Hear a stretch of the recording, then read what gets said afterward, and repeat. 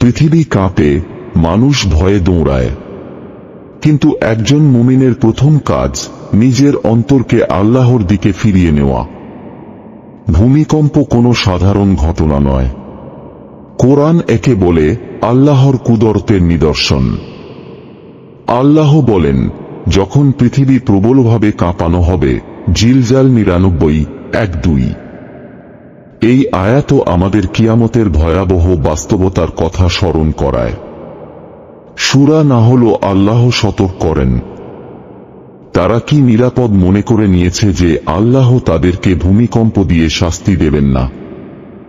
আলেমরা বলেন, ভূমিকম্প কখনো শাস্তি, কখনো পরীক্ষা, আবার কখনো মানবজাতির জন্য স্মরণ করিয়ে দেওয়া।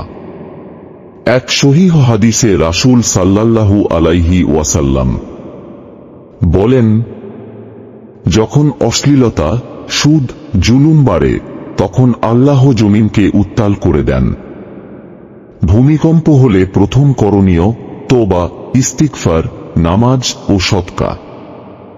ইবনে তাইমিয়াহ রাদিয়াল্লাহু আনহু বলেন, ভূমিকম্প হলে মুসলমানরা নিজেদেরকে শোধরাবে এবং তওবা করবে। আল্লাহ বলেন, আমি তোমাদের ভয়, ক্ষুধা, সম্পদের ক্ষতি ও মৃত্যুর মাধ্যমে পরীক্ষা করি। এ কারণে ভূমিকম্প কখনো পরীক্ষা, মুমিনের ঈমান যাচাই করার উপায়। ভূমিকম্পের সময় সবচেয়ে বেশি পড়া দোয়া, আস্তাগফিরুল্লাহ রাব্বি মিন কুল্লি জানবি ওয়া আতুবু ইলাইহি।